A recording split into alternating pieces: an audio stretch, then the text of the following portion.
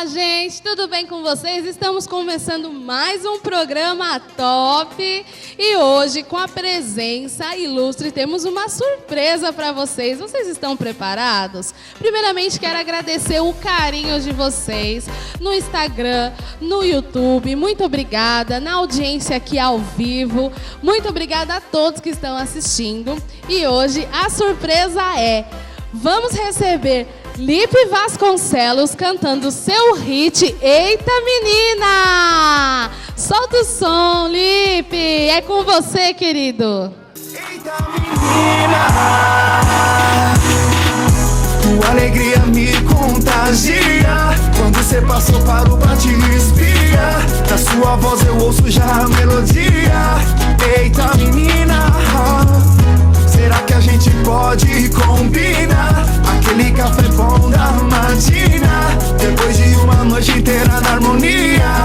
Eita menina, era muito louco, era muito engraçado. Parava pra te ver saindo do trabalho, toda maquiada, na beca, salto alto, e uma louqueira aqui de bonezinho quadrado. Como chegar no seu patamar? Ela é bela, eu ofero, mas eu tinha que arriscar. Já esperava um gelo, não, mas ela sorriu e disse demorou então. Na ideia eu percebi que nossa diferença é pouca, igual meu pensamento diferente só na roupa. Bateu a energia também. Me diz o que é que você tem. Eita menina, eita menina, eita menina, tua alegria me contagia. Quando você passou, parou pra te espiar. Da sua voz eu ouço já a melodia. Eita menina, será que a gente pode combinar? Aquele café bom da matina, depois de uma noite inteira na harmonia. Eita menina,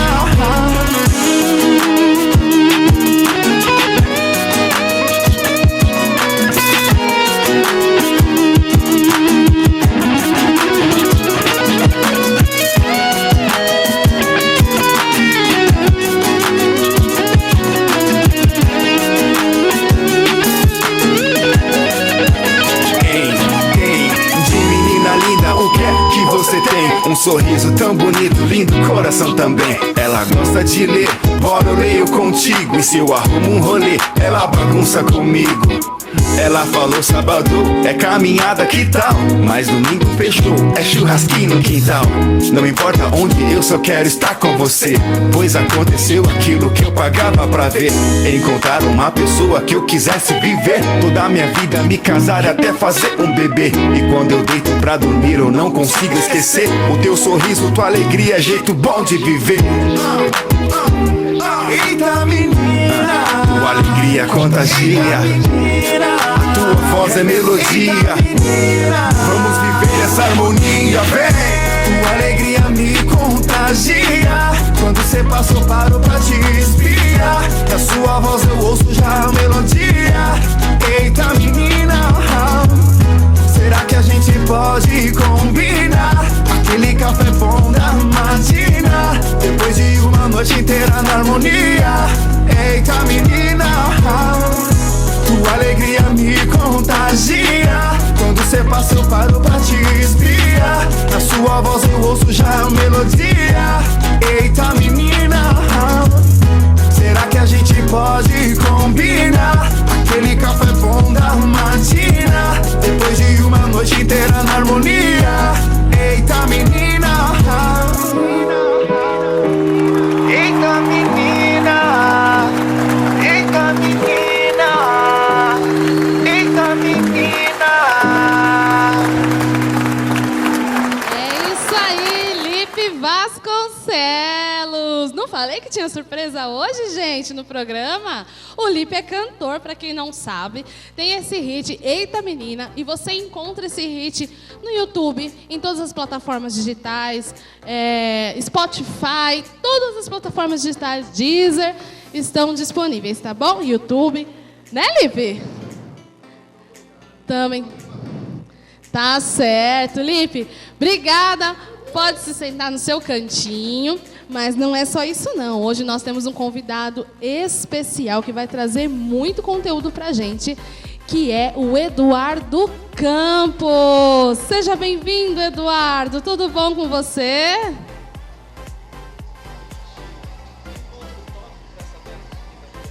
Mais que top. O Eduardo, gente. Seja bem-vindo, Eduardo. Obrigado. Que encontro top para uma tarde de quinta-feira, né? Tá certo, mais que top. Gente, o Eduardo, ele é professor, escritor, doutorado, né? Professor de educação inclusiva, escritor, ele tem doutorado em educação, pós-educação e saúde, PhD em psicanálise. É isso mesmo, Eduardo? É isso mesmo, uma formação ampla. Quanta coisa, meu Deus, vou até sentar direitinho aqui, porque para falar com gente inteligente a gente tem que se comportar, né? Eduardo. Aliás, eu tô no embalo da música ainda, belíssima canção, adorei. Olha, Lipe, eita menina, o Eduardo gostou do Eita Menina.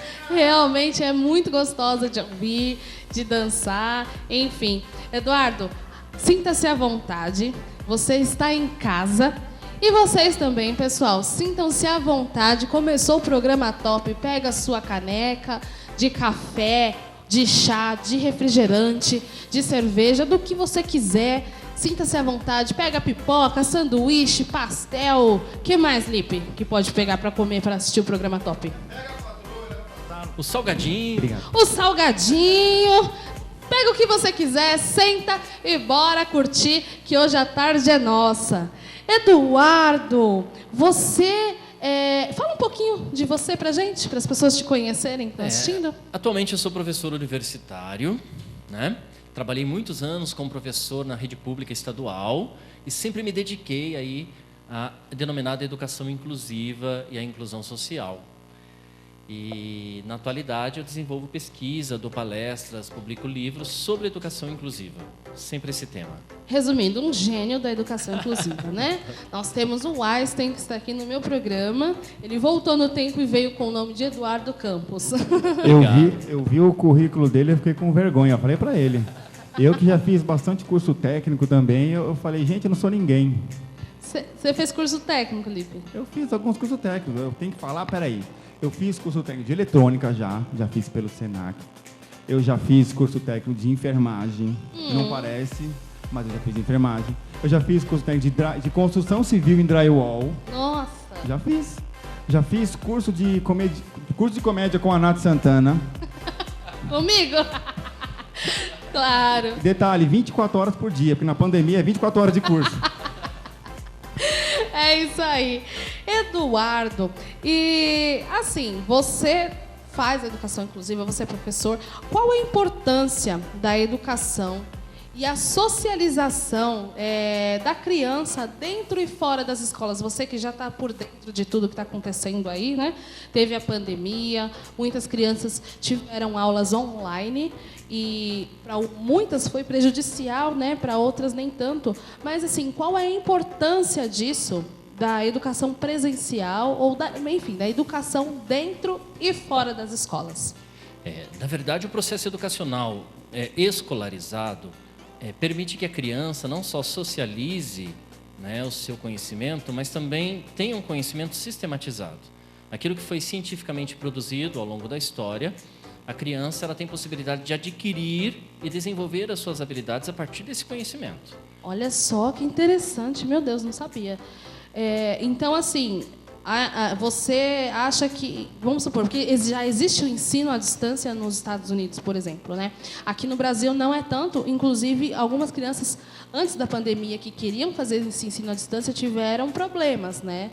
Eu não sei, eu vi uma reportagem uma vez de uma menina, ela optou por estudar em casa, e ela fez o vestibulinho, prova, ela passou na faculdade, porém ela não tinha a inscrição, né, na escola, e aí a faculdade não queria autorizar ela a entrar, porém ela era perfeitamente capacitada. Então, seria interessante voltar realmente às escolas, né?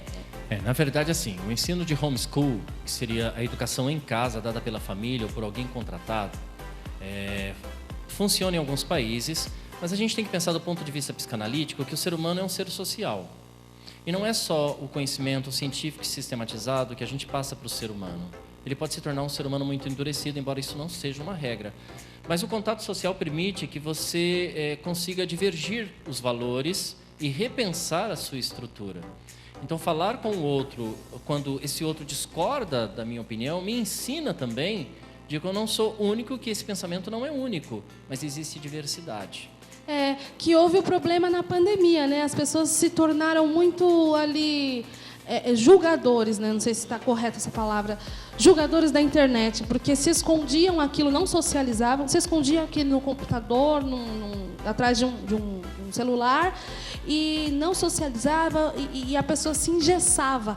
Agora, para retornar, está um pouco mais difícil, né? As pessoas estão até com medo, digamos assim. O espaço da internet se tornou um espaço cultural que até então era explorado, mas muito criticado. Com o isolamento social, o espaço da internet, esse território, ele passou a ser um meio para unir as pessoas. Então, as famílias se comunicavam por meio de webcam. A escola teve que se recriar, não só quem optava pela educação à distância, mas as pessoas tiveram ensino via remota. Então, a criatividade invadiu esse espaço e reconfigurou esse espaço. O isolamento trouxe muita tristeza, mas reconfigurou um espaço que até então se tecia muita crítica sobre ele. Verdade, é verdade. Porém, existe um lado negativo disso também, né? Como você falou que nós somos um ser que ele precisa se socializar, né, no caso, houve muitos quadros de depressão, pessoas com síndrome do pânico, e isso aumentou também nos jovens, nos adolescentes, crianças, né? E você, como psicanalista, você pode dizer pra gente quais são os primeiros sinais que os pais, né? Porque eu acredito que muitos pais que estão assistindo têm crianças, adolescentes, até mesmo os pequenos, né? Podem apresentar sinais de depressão, sinais de ansiedade, né? Então, quais são os primeiros sinais da depressão na infância e na adolescência? Esse tema é super, super top. Vamos dizer por quê. Muitas vezes os pais, né, eles querem alguns sintomas para que o psicanalista, o psiquiatra, o psicólogo dê um diagnóstico. Mas a depressão em si, ela é silenciosa. Nem toda pessoa com depressão vai ficar no quarto trancada ou se isolar socialmente. Existe a depressão crônica. A pessoa vai se anulando, inclusive, das suas próprias vontades. E anular as suas próprias vontades pode ser um indício de depressão. Então, aquela criança que muitas vezes sempre faz a vontade dos pais, o adolescente que sempre faz a vontade dos pais, os pais muitas vezes não se dão conta que isso pode trazer uma angústia, uma amargura interior. E ela vai desenvolvendo uma depressão crônica. Quando esse sintoma aparente do isolamento começa a surgir, é que essa depressão ela já começa a estar mais exacerbada, aflorada. Então, a criança que...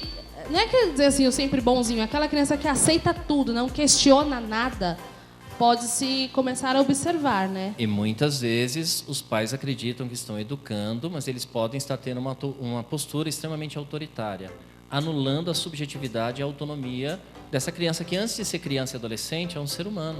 É verdade, tem que respeitar. É igual os bebês, né? Eu sou mãe de 2 filhos, eu tenho uma bebê de 1 ano e 3 meses, um menino de 12. O menino de 12 está entrando naquela fase adolescência que tudo questiona, tudo, e às vezes tem um pouco de rebeldia, né? Ah, não, mas por que, não sei o que e tal. Tipo, vai tomar banho hoje mesmo, mas por que todo dia tem que tomar banho? Aquelas questões de adolescente. E a Nenê, eu já observo que ela tem as vontades dela, não adianta, né? É um ser humano. Lipe, uma vez você me contou sobre uma história de uma enfermeira que infelizmente encontrou o seu filho morto, enforcado. Você pode falar um pouquinho pra gente? Que tem a ver com este tema, né? Infelizmente, é um caso real de uma enfermeira, era separada do seu cônjuge, morava ela e o filho.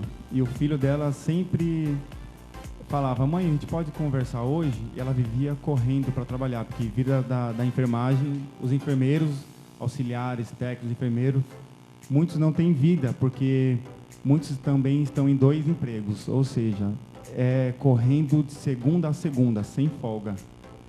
E o filho dessa mulher não mostrava nitidamente assim nenhum sinal de depressão, de angústia, assim, mostrava ou maquiava isso na frente da mãe, né? E a mãe sempre correndo. Só que teve um dia que ela falou, filho, depois do trabalho a gente conversa. E ela voltou do trabalho, ele tinha se enforcado. Encontrou ele pendurado na porta. E essa mãe sempre dizia que ele era bonzinho, que não dava sinal de nada, que né? não dava sinal nenhum. Ou ela, talvez, na correria, ou sobrecarga dela, talvez ela não percebeu os pequenos sinais que talvez ele dava só em falar, mãe, a gente pode conversar. Então, entra exatamente isso que você falou pra gente, né, Eduardo? Bastante. E eu queria, em cima da fala do Lipe, propor um pensamento. A pessoa que decide tirar a própria vida, a pessoa que comete o suicídio, ela não quer tirar a própria vida. Ela quer acabar com a dor que ela sente. Verdade. Como ela não vê meios para tirar essa dor, ela atenta contra a própria vida. Então é essa dor que vai latejando e muitas vezes a família não percebe, os amigos não percebem. E ela vai se anulando em primeiro momento de si mesma. Ela não expõe as suas vontades, ela não expõe os seus medos, seus desejos. E ela vai guardando isso dentro dela. Chega uma hora que isso é sufocante. É que é aquela coisa, aquele adolescente que só vive quietinho, né? Eu ouço muitos pais falando assim, meu filho gosta de ficar no quarto mesmo. Ele fica ali só mexendo no celular, no videogame mesmo. Ele é assim mesmo. Talvez assim seja até cômodo para eles, né? Porque com essa vida corrida hoje, que todos nós levamos, né? Não só mães, assim, enfermeiros, enfim, todos nós, independente da profissão, até mesmo as responsáveis pelo lar, que só são do lar, e que não é pouca coisa, todos temos tarefas. E às vezes é cômodo ver o filho ali num cantinho, quietinho, porque não está dando trabalho, né? Então, interessantíssimo esse tema, porque é bom observar. E se você tem alguma dica para uma mãe, assim, começar a observar o seu filho, alguma coisa para elas começarem a prestar atenção, pai também, né? Eu digo mãe porque a maioria são mães solteiras, mas existem os casais, os pais, enfim, né? Olha, e esse também é um tema top, de verdade. Eu estou adorando as colocações de vocês. Por quê? Normalmente, as pessoas pensam em família constituída por meio dos laços sanguíneos. E família é qualidade de relação. Nós temos que começar a observar a qualidade da nossa relação familiar. Se realmente a gente constrói laços afetivos. Então é preciso, né? Psicanalistas sempre falam isso, propor o diálogo. As pessoas gostam muito de mandar, é uma briga de ego. Então, pais autoritários, mães autoritárias, quando são mães solos, muitas vezes sobrecarregadas pela sua jornada de trabalho, ainda o trabalho em casa, e não se constrói o diálogo. É importante pensar, família é qualidade de relação.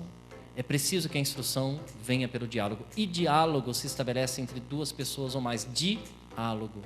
Ou seja, eu falo, silencio, e permito que o outro fale. Eu tenho que ouvir o que esse outro fala. Verdade. Eu estava até comentando com a Nath ontem, não basta só a gente ouvir, que ouvir pode entrar por um lado e sair pelo outro. A gente tem que tentar entender o próximo, né?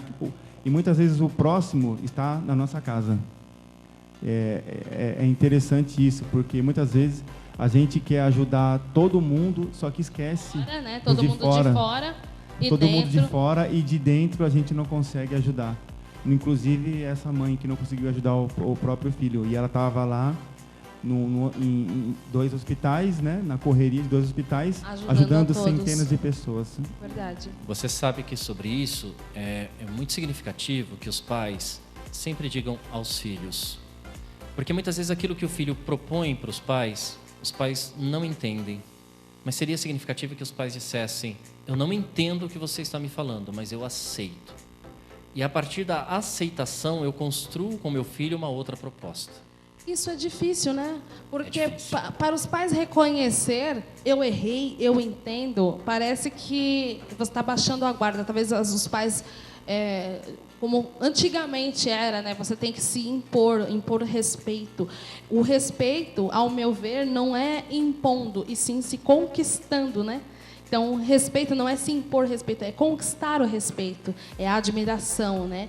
Eu aprendo muito isso com pais de crianças especiais. Eu acho que os pais de crianças especiais, eles têm uma dádiva que vem do céu, só pode, porque eles conseguem compreender, mesmo a criança não conseguindo falar, eles conseguem compreender todas as vezes que o filho está com uma dor, está feliz, está triste, está com fome, desde bebezinho, né? Independente se tem falta de audição, visão ou alguma síndrome, os pais, é impressionante como eles conseguem entender, né?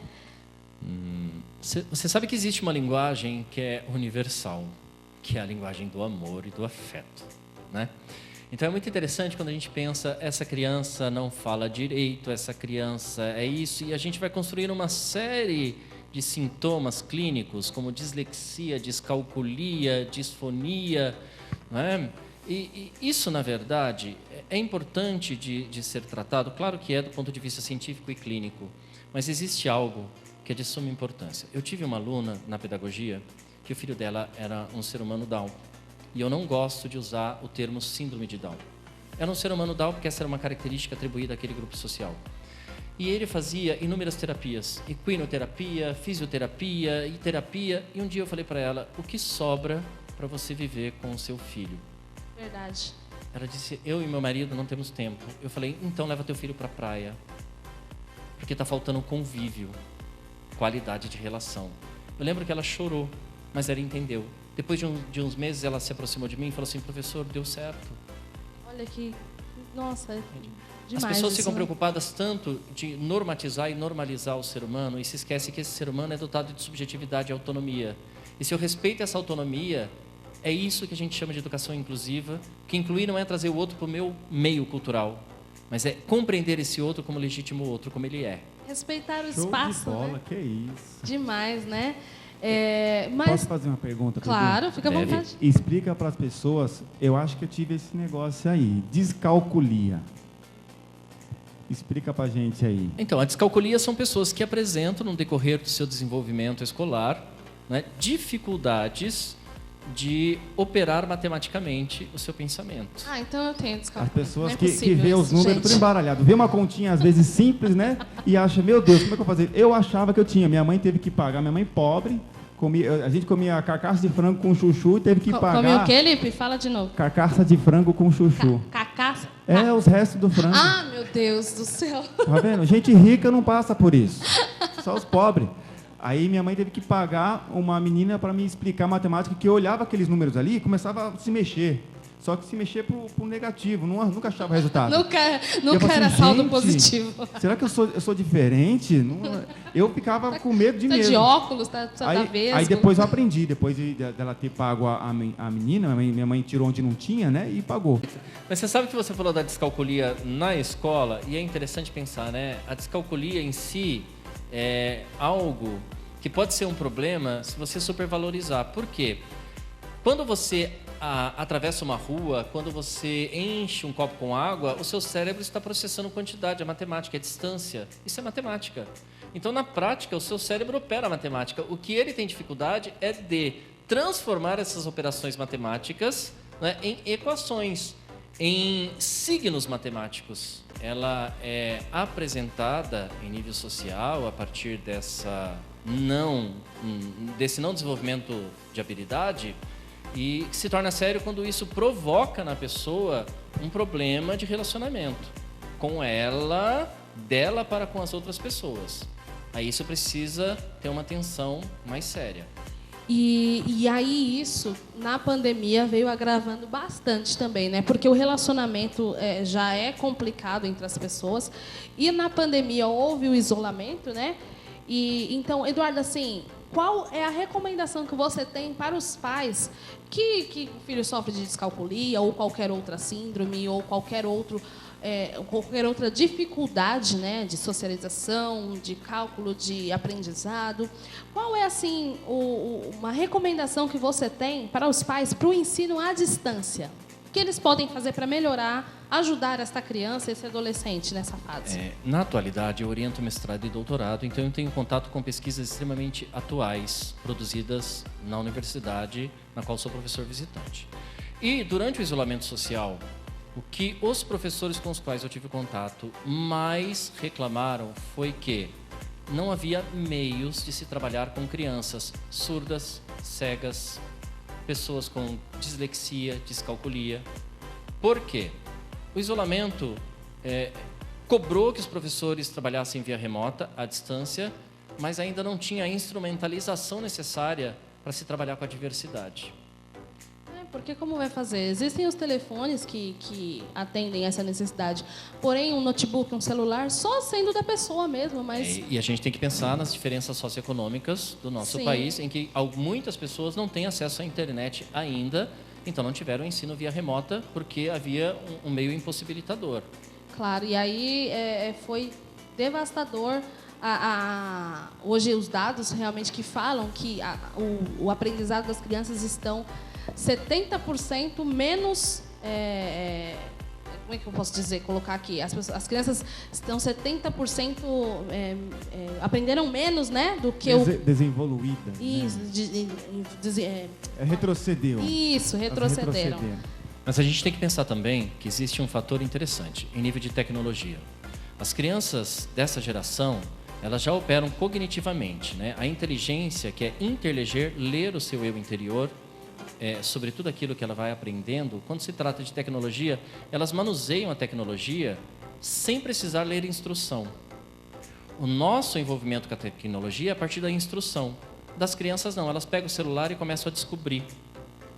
É lúdico. É verdade. Então é muito interessante também, porque a maioria dos professores, né, da nossa geração, eles dominam por meio da instrução e trabalham com uma geração que já tem a tecnologia de forma cognitiva. É verdade. E assim, é até assustador, né? Eu tenho uma historinha também, que era um casal de pais, e aí o filhinho deles, de 3 anos, aprendeu a baixar joguinhos no celular desses pais. E aí um perguntava pro outro assim, mas você mexeu no meu celular? Aí, não mexi, e ficava aquela briga. De repente, eles viram o nenenzinho lá de 3 aninhos, mexendo no celular, mais um joguinho. Aí, nem falava assim, baixei, papai. Falei, meu Deus do céu, como assim? Entrou no Play Store, baixou o joguinho no celular, que, né, teoricamente seria um bicho de 7 cabeças, que só assistia desenho, 3 anos. E isso é considerado, assim, normal hoje em dia, né? As crianças estão realmente super desenvolvidas. Se deixar, eles fazem até Pix. Porque elas desenvolvem a tecnologia como um conhecimento quase nato, né? Então elas operam a tecnologia porque a tecnologia é que avança o cognitivo delas, o processo de inteligência. Então elas manuseiam com muita facilidade. E isso é interessante. E no período do isolamento social, o que houve? Tem um autor, o Petronella, que ele tem um livro interessante, Escola Analógica, não é? E Cabeças Digitais. Porque você tinha uma escola analógica, o que é isso, né? Que não dominava o meio digital ainda, mas pessoas digitais precisando dessa escola. Então teve que ter uma reformulação muito grande de como atingir os adolescentes e as crianças no período do isolamento social. É bem difícil, né? E até os pais se adaptarem também. Muitos pais não tinham condições também, se tinham notebook em casa ou usavam celular, acabavam tendo que dividir entre as tarefas, porque alguns pais começaram a trabalhar home office e aí tinham que dividir os horários e ficou bem complicado, né? Mas nós estamos falando de diversos assuntos e a saúde emocional, ela tem muito a ver com várias áreas da vida, né? Porque a criança estar bem para poder estudar, ela precisa ter uma saúde bem equilibrada, uma saúde emocional. Eu acho que a cultura, nesse caso, é extremamente importante, né? Eu estou dizendo ao meu ponto de vista. Você, como professor, psicanalista, qual a importância da cultura na vida do jovem hoje em dia, do adolescente hoje? A cultura é exatamente estabelecida pelos laços sociais que nós construímos, né? E a cultura é diversificada, a gente tem que começar a entender isso. Do funk ao rap, ao sertanejo, do samba, tudo isso é produção cultural. A pintura é cultura, o grafite. Inclusive, isso há controvérsias e muita discussão acadêmica, mas assim, a pichação é uma manifestação cultural, né? É uma atividade que se coloca contra a política que se apresenta muitas vezes. Então, quando a pessoa, embora pareça que ela invadiu um espaço que é do outro, ela está manifestando uma linguagem própria de denúncia. Sim, verdade. Alguma coisa ela quer dizer. E da pichação veio o grafite, né? Que já é uma arte bonita até umas horas. Então a gente tem muitos meios de manifestação cultural. O acesso às produções culturais, elas também são diversificadas. O que acontece no isolamento social? Todo esse acesso se deu, em alguns bairros permaneceu esse acesso, porque as pessoas continuaram tendo o seu cotidiano, como se não houvesse necessidade de isolamento, mas também temos que pensar na necessidade socioeconômica. Muitas vezes as pessoas falaram assim, irresponsabilidade. O padre Júlio Lancelotti trouxe um debate muito interessante quando houve a proposta do fica em casa. E o morador em situação de rua fica onde? Exatamente. Não tem casa. Né? Fica na rua. Fica né? na rua. E quem se preocupa com eles? Mas eles também seriam pessoas suscetíveis à contaminação. Sim. Então o isolamento trouxe à superfície uma série de debates que até então a sociedade se isolava ou não queria falar sobre. É verdade, é aquele negócio, deixa debaixo do tapete, ninguém vai perceber, mas existe esse negócio de fica em casa, eu apoio, desde que não vá trazer a miséria, né?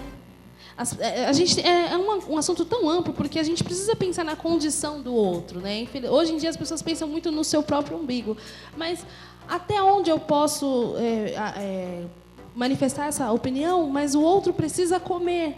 Então, claro, muitas pessoas ajudaram, acho que no pico da pandemia houve mesmo a necessidade, mas agora que estamos retornando, estamos com os números caindo, graças a Deus, eu acho que existe a questão que precisa manifestar a cultura, as pessoas precisam voltar a trabalhar, precisam voltar a se socializar, né? Porque eu acho que a música, ela traz paz, ela traz alegria, a dança, os jovens precisam estar em comunhão uns com os outros, união, né? O esporte, principalmente. E quando se fala em isolamento social, também se falou muito em depressão. Mas, na verdade, o que houve foi um estado coletivo de medo e de tristeza. As pessoas viveram luto coletivo, as pessoas viveram medos coletivos, as pessoas tiveram, quem tinha a possibilidade, ficaram em casa de forma isolada, e isso restringiu esse convívio, e nós somos seres sociais. Então, o que fundamentou isso que se chama de depressão hoje? Uma tristeza coletiva. As pessoas foram ficando tristes e melancólicas. E óbvio que o nosso cérebro ele é facilmente programável. E isso vai se alastrando, vai aumentando e culmina, então, naquilo que a gente chama de depressão. Mas o princípio foi essa tristeza pela falta do convívio social. E muitas vezes, como eu disse, família é qualidade de relação. Então, se diz que tem uma família, mas não tem qualidade de relação. Sim. E aquele ambiente fica insalubre. Sim, é verdade. Vou chamar agora, então, os comerciais. Vamos de Capuano e a gente já volta mais com perguntas para o Eduardo Campos. Ingredientes selecionados, mão de obra especializada, mas principalmente feito com amor. Capuano Festas, doces finos, cupcakes, bombons e muito mais. Capuano Festas. É isso aí, Capuano Festas, fazendo da sua festa uma delícia. Estamos aqui com um bolo. Eu quero. Gente, olha esse bolo. Maracujá com chocolate. Divino. Só tem na Capuano. Eles são detalhistas. O bolo é saboroso. Caprichosos, ó. E eles entregam em toda a região de São Paulo. Capuano Festas tem doces, bolos, cupcakes, doces finos e tudo mais, salgados assados e tudo mais para fazer da sua festa uma delícia. Capuano Festas, fazendo do seu dia cada vez mais doce. Vem para Capuano. Peça pelo iFood também, tá bom? E vamos de volta aqui com Eduardo Campos. Eduardo é escritor, gente, ele é muita coisa, preciso ler aqui. Professor, escritor, doutorado, né? Não cabe num currículo, não tem que cabe. ser PhD em livro. psicanálise, é um monte de coisa. Esse cara é o fera, é o Einstein da educação. E nós temos aqui perguntas da internet para o Eduardo, Lipe. Só pergunta top. Agradeço a você que está mandando as perguntas pelo nosso Instagram, as pessoas que estão mandando ao vivo também aqui. É só entrar no Instagram da Nath e manda mensagem lá, da Nath Santana. @Nath Santana Oficial. Isso. E também o Instagram do programa, @programa_Top TV. Ou pode mandar no meu também. @LipeVasconcelos, com 2 L's no Vasconcelos. Fazer meu merchan aqui para ganhar um seguidor, né, gente? Segue aí, Lipe Vasconcelos. Meu Deus, Lipe. Vamos de pergunta. Gente, só pergunta top. Olha só. Boa tarde. Sou a Antônia, sou de Minas Gerais. Beijo, Minas Gerais. Beijo, Minas Gerais. Antônia. Eduardo Campos, o que fazer quando o filho adolescente começa a demonstrar rebeldia querendo ser adulto antes da hora? Posso responder antes dele? Minha mãe tinha uma técnica muito boa, que é a base de planta. Ela juntava 2 espadas de seu lá Jorge. Vem, ó, lá vem. Sentava nas minhas costas. Isso aí deu certo, na hora. O negócio é papum, Lipe, resolve. pelo amor de Deus, Lipe. Brincadeira, gente, pode bater não. Pode Agora, responder, deixa o profissional Eduardo. responder. Olha, gente, essa vergonha é no crédito, porque é todo o programa. É difícil ficar sério perto do Lipe, né? Não dá. Então, dona Antônia, a palavra adolescente já significa adolecer, né? Que vem de adoecer, e adoecer é um desequilíbrio emocional. E por que eu falo isso? Porque quando se atribui à adolescência essa nomenclatura, o que a gente está querendo dizer é que essa pessoa, em seu processo de desenvolvimento, entra num período de desequilíbrio constante, de conflitos internos. Então é muito comum e é sadio que o adolescente questione sempre, duvide sempre.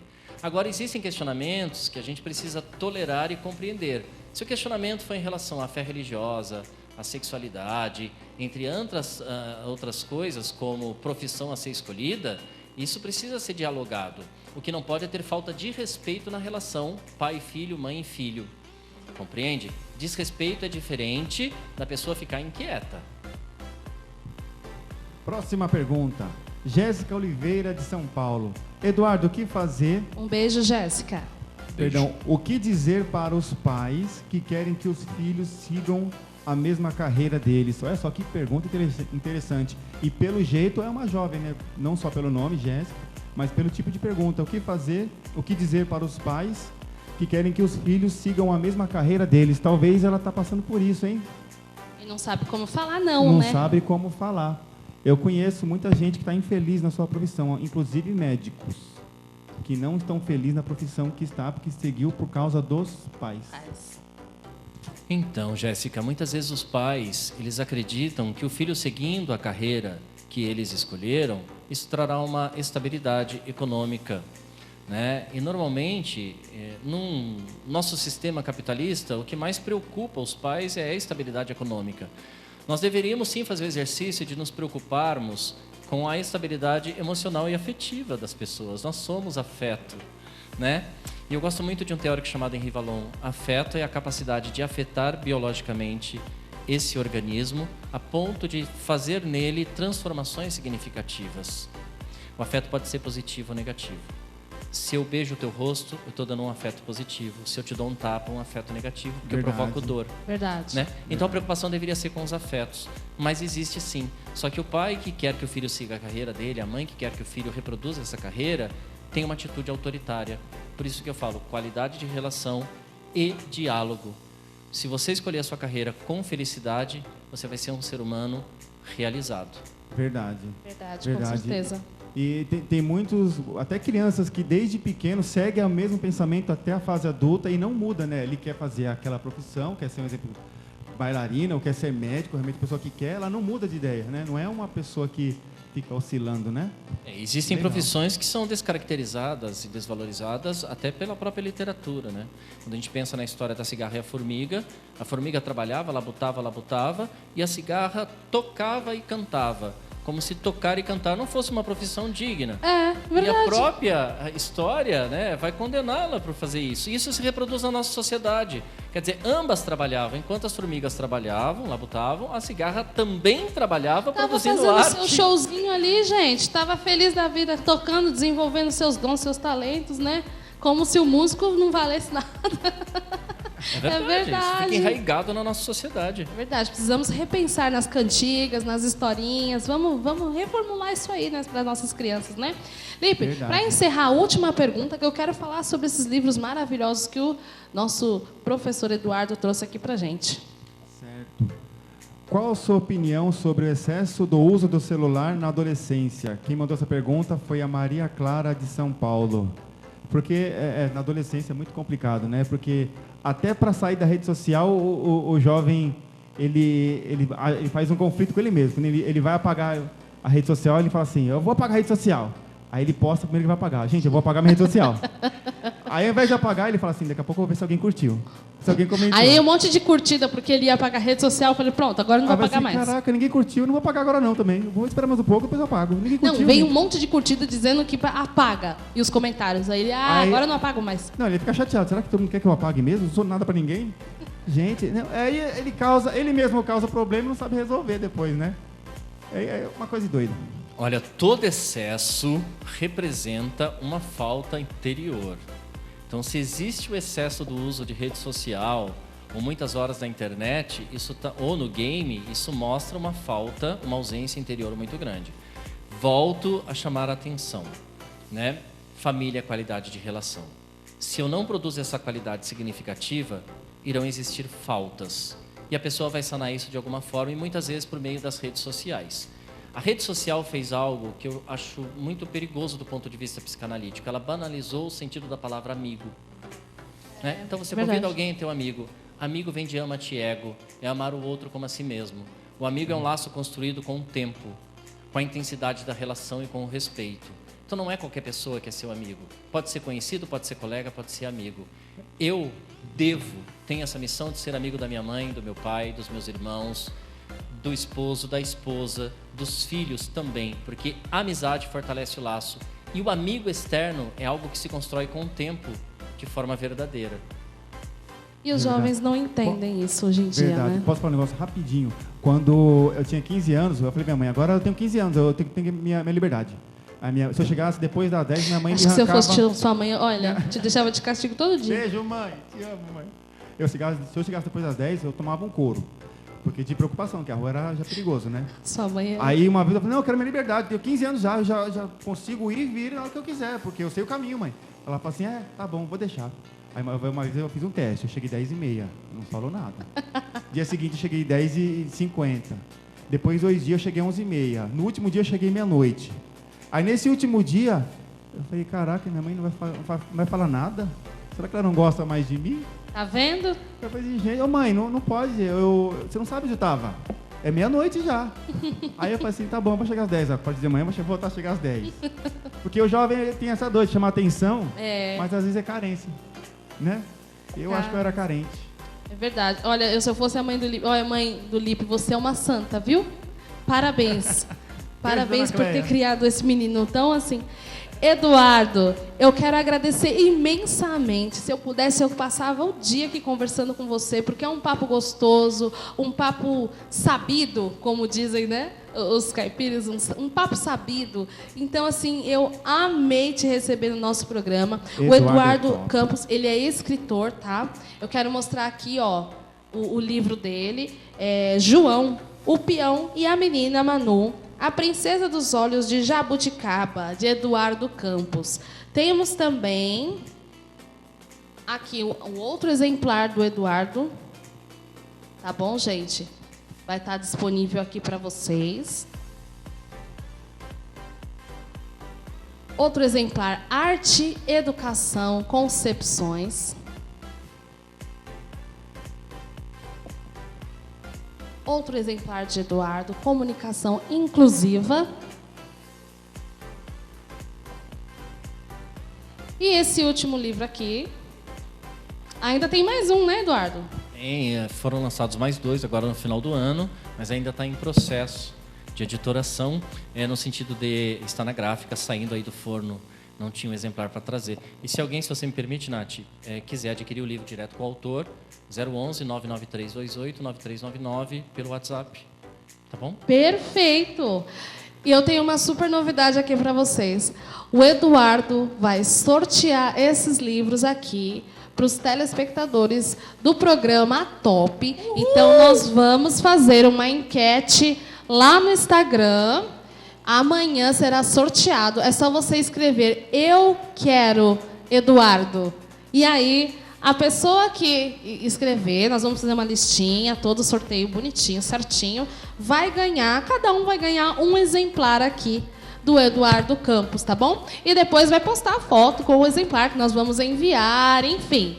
Tá Show bom? de bola. Então depois vai lá no @NathSantanaOficial e escreve eu quero. Eu vou fazer uma enquete no Instagram e a pessoa vai escrever eu quero. Também pode entrar em contato no Instagram do Eduardo Campos para adquirir o exemplar dele. Fala seu Instagram, Eduardo. Eduardo Campos 7.4. Eduardo Campos 7.4 para adquirir esse exemplar. Eduardo, foi um imenso prazer. Eu quero agradecer a sua presença aqui. E quando puder, retorne. Será muito bem-vindo para conversar novamente sobre diversos assuntos. Esse cara aqui tem muito a agregar, a acrescentar para a gente, tá bom? Muito obrigada pela tua presença. E hoje vamos ficar com mais um programa top. Quero agradecer vocês que nos acompanharam até agora. Um beijo grande para vocês e até o próximo programa. Tchau, tchau!